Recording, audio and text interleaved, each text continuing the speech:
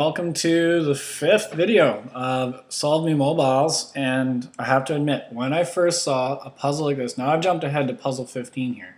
When I first saw a puzzle like this, I almost panicked. I was like, how can you have a balance on a balance?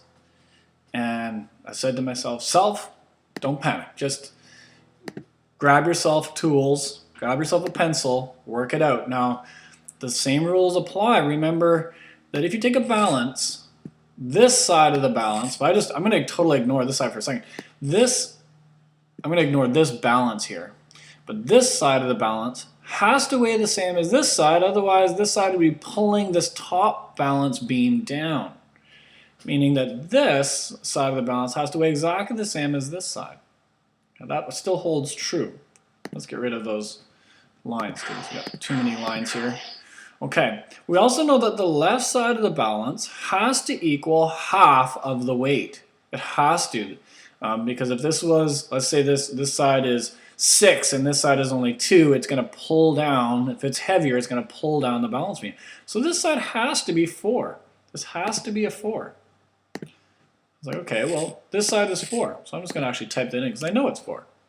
That means this side has to equal 4, and there's and not only that, these are the same. So this has to be 2 of these red drops. When you add them, when you put them together, it has to equal 4.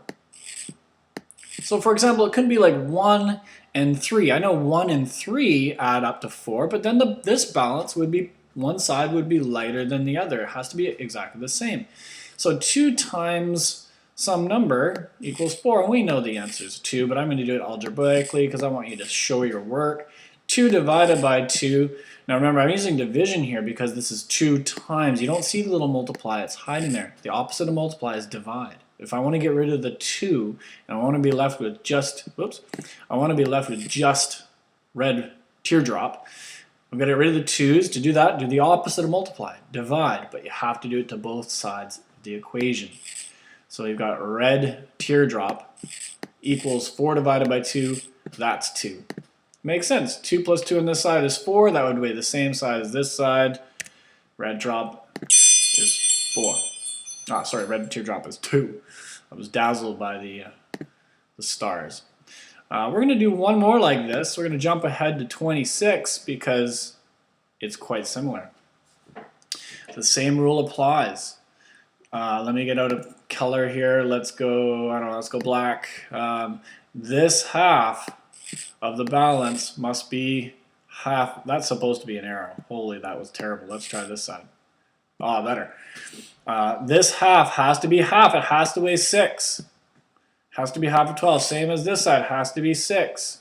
So whatever this is plus this, blue square plus red hexagon equals 6, and they only really give me, well, that's a terrible hexagon, but they only really give me one other clue, is that not only does blue square plus red hexagon has to equal 6, so I'm just going to write that on this side. That's supposed to be a hexagon. Holy, that was terrible. But it's supposed to equal 6, but the other thing is that they have to be the same weight. Because if this was heavier, it'd be pulling down the balance. If this was heavier, it'd be pulling down the balance on this side. So in other words, blue square has to equal the same weight. I'm going to go a little slower and see if I can get it. Oh, I thought that was pretty good until I let go of my pointer. They have to weigh the same thing. They have to be the same. There's only 2 numbers that add up to 6 that are the same. They have to be 3's. So you can use the clues to help you out with this. And this is how you'd write it. This is what you would submit in your writing. You'd be blue square plus red hexagon. It's not a trapezoid. If I said that earlier, apologies. Red hexagon is 6. And they're the same. They have to be the same according to the scale. So that's it. Submit. Thanks for watching.